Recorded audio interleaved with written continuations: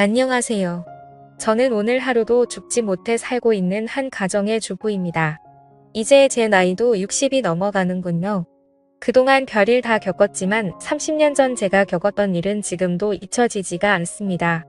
그때 저희 가족은 여름 휴가로 가평에 놀러 가게 되었습니다.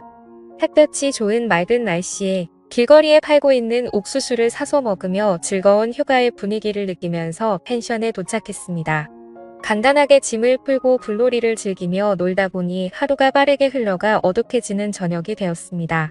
남편은 저와 딸이 맛있게 먹을 수 있도록 숯불에 고기를 굽기 시작했고, 저는 된장찌개와 딸이 먹을 수 있는 햄도 구우면서 배고프다는 딸 입에 밥과 햄을 쏙 넣어주었어요.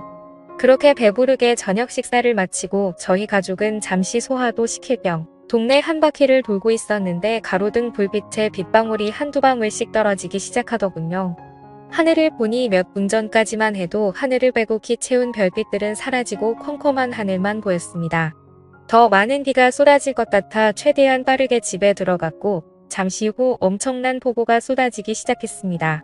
앞이 안 보일 정도로 굵은 빗방울이 내리기 시작하면서 휴가 온 저희는 아쉬움에 창문만 보고 있었어요.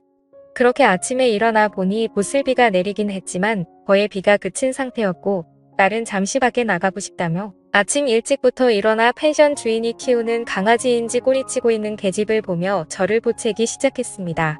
결국 멀리 가지 말라고 말을 함과 동시에 급하게 밖으로 뛰어나갔어요. 남편은 짐을 싸고 있었고 저는 아침을 준비하며 강아지와 함께 놀고 있는 딸을 불렀는데 몇 번을 불러도 아무런 대답이 없길래 이상해서 밖으로 나가보니 어딜 갔는지 방금 전까지만 해도 있던 딸이 없어졌어요. 너무 놀라 남편을 불렀고 주변을 뛰어다니며 정신없이 찾아다녔지만 결국 찾지 못했습니다. 아침에 딸과 나는 몇 마디의 대화가 마지막일 거라고 전혀 생각하지 못한 저는 오열하다 정신을 잃었고 결국 그때 당시 6살이었던 딸은 저희 곁으로 다시는 돌아오지 못했어요. 너무 큰 충격으로 제정신이 아닌 세월을 살아온 저와 남편은 언젠가는 찾겠지, 언젠가는 만날 날이 있겠지 생각하며 희망을 가지고 하루하루 버티면서 살아왔어요.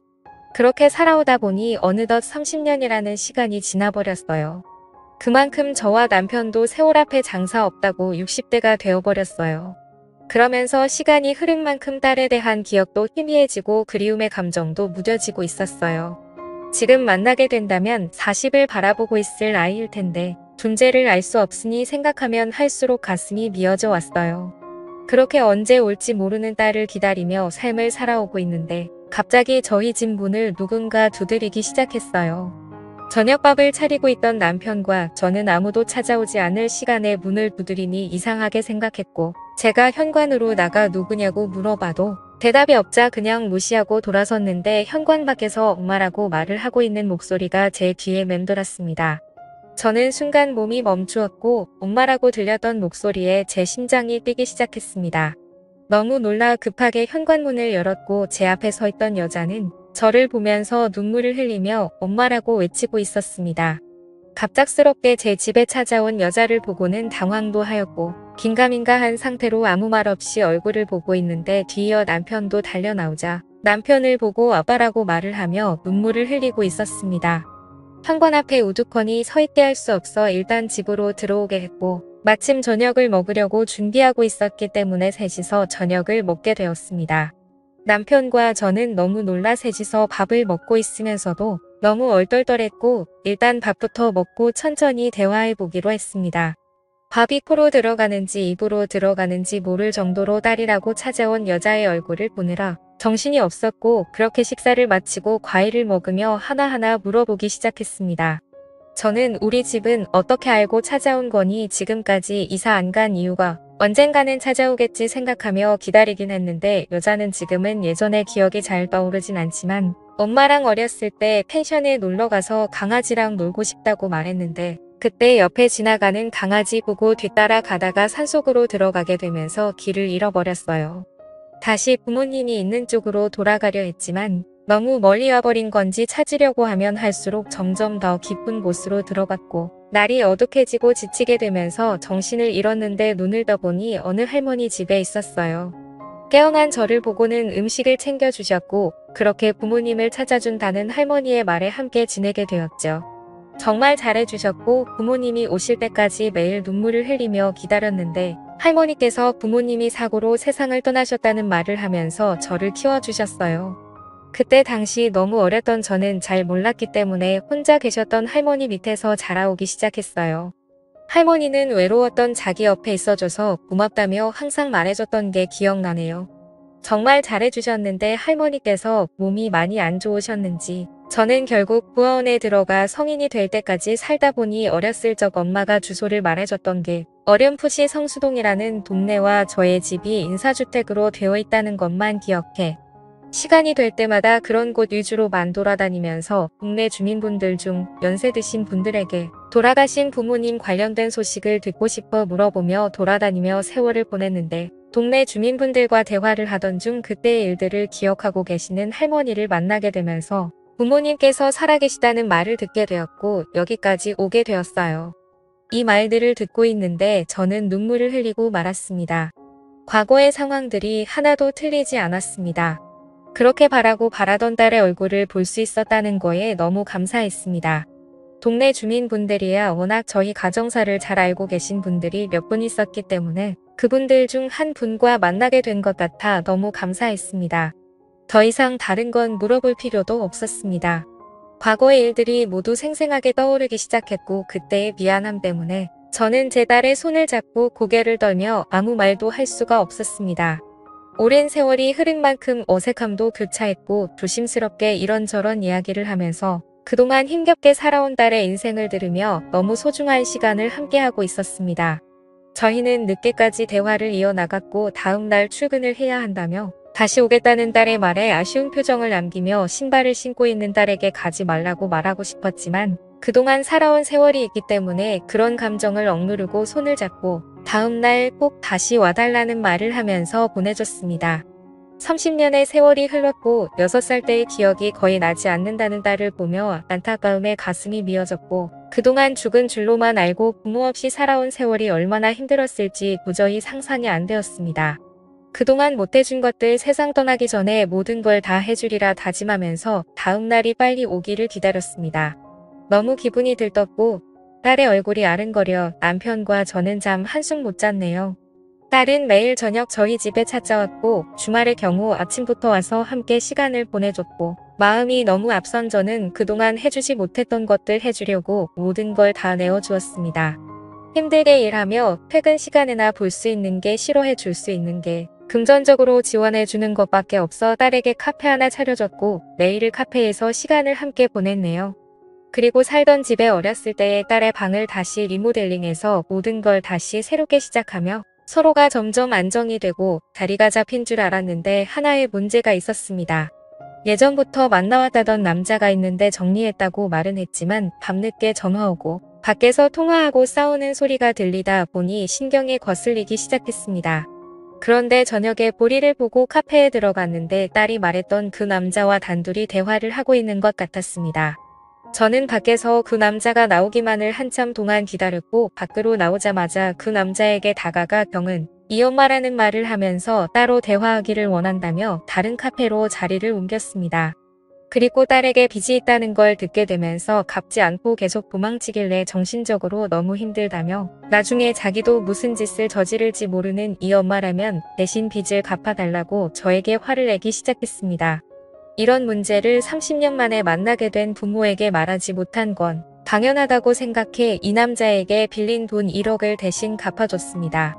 경은이와 결혼할 줄 알고 장사한다는 거 모자란 보증금 빌려줬는데 나중에 원금까지 다 까먹었다며 돈은 받았으니 다시는 찾아오지 않겠다고 말하면서 상황을 마무리 지었습니다.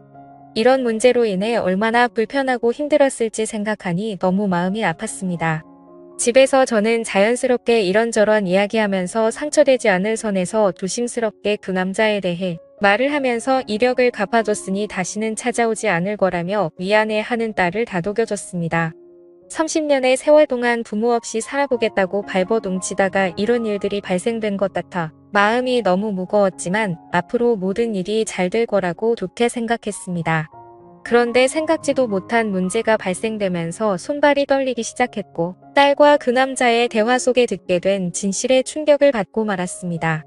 늦은 새벽 갈증이 나서 주방으로 내려가려고 하는데 딸이 밖으로 조용히 나가는 모습을 보게 되고 그 남자가 아니면 통화할 일이 없을 거라 생각해 또 접근하고 있는 건가 의심스러워 조심스럽게 현관 앞에서 통화하는 소리를 듣고 있었습니다. 그거 먹고 나대지 마라. 내가 지금 여기서 얼마나 혼신의 힘을 다해서 연기하고 있는지 알아? 여기 완전 부자인 거 알지? 이 집이며 돈이며 모두 내 거가 될 거니까 조금만 기다려. 나중에 다 내 명의로 돌려달라고 말할 거야. 그때 같이 살면 되지. 좀 답답해도 기다려. 이 사람들 살면 얼마나 살겠냐? 밑작업이 얼마나 중요한지 몰라. 일단 이력 받은 걸로 생활비 좀 하고 있어. 그리고 나 지금 이렇게 나와서 통화하면 안 돼. 제발 전화 좀 그만해. 이러다 들키겠어. 지금 거의 마무리되고 있는데 모든 계획이 실패했으면 좋겠어. 제발 생각 좀 하고 살자. 우리 인생도 좀 펴야 할 거 아니야.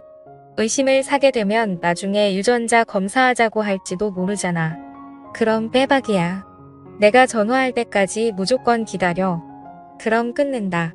이 말들을 현관 앞에서 듣고 있는데 몸이 굳어 움직이지도 않았습니다. 저는 몸을 피할 힘도 없어 딸이 보이지 않는 곳에 주저앉아 숨었고 방에 들어간 모습을 확인한 후 저도 힘들게 방으로 들어갔습니다. 도저히 믿을 수 없는 말들을 듣게 되면서 무서움에 자고 있는 남편을 깨워 이 사실을 말하려 했지만 받아들이기가 너무 힘들었네요. 그만큼 기다려온 딸인데 아니었다고 돈 때문에 접근한 거라고 말을 하면 분명 쓰러지고 말 겁니다. 저도 지금 힘겹게 정신 붙들고 있는데 혈압이 높은 남편은 아마 이번 일이 밝혀지면 세상을 떠날 수도 있을 것 같다는 불안감에 모든 상황 조용히 해결해야겠다 생각했고 다음 날 남편과 저에게 애교 부리며 딸 행세를 하고 있는 의문의 여자에게 아무렇지도 않게 평상시대처럼 행동했습니다. 이 여자가 계획한 것처럼 그냥 우리가 세상을 떠날 때까지 조심이라도 하면 될 것을 이런 사실을 걸려서 또 다른 상처를 줬다는 게 버티기가 너무 힘들었네요. 남편은 출근하고 의문의 여자도 카페로 출근을 했습니다. 저는 친구들 만나야 한다며 저녁에 카페에 들린다고 웃으면서 말했고 아무도 없는 집에 혼자 남아 의문의 여자 방에 들어가 바닥에 떨어진 머리카락들을 주워서 유전자 검사를 진행했습니다. 통화 속에 나온 진실에 유전자 검사할 필요도 없었지만 그래도 믿기 싫어 확인해보고 싶었습니다.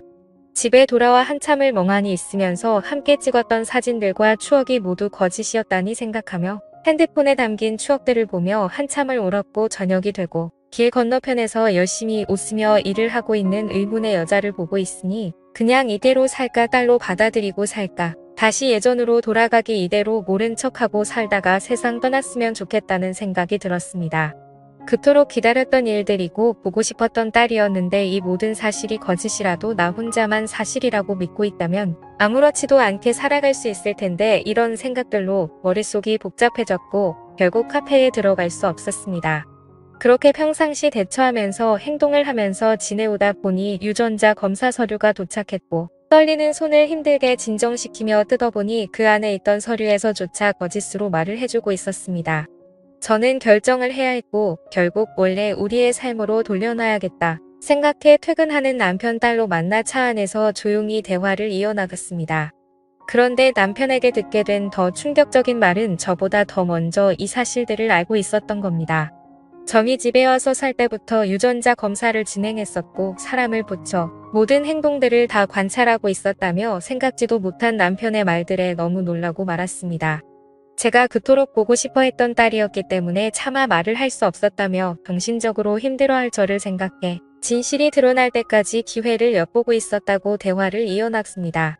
결국 남편과 저와 둘 다 의문의 여자가 돈 때문에 저희한테 접근한 걸 알게 되었고 남편은 벌써 경찰에게도 이 사실들을 말해놓은 상태로 기회만 엿보고 있었던 겁니다. 그렇게 형사분들과 함께 집에 들어갔고 반갑게 웃으면서 저를 맞아준 딸이라고 생각한 의문의 여자의 팔에 수갑이 채워지면서 모든 상황은 종결되었습니다.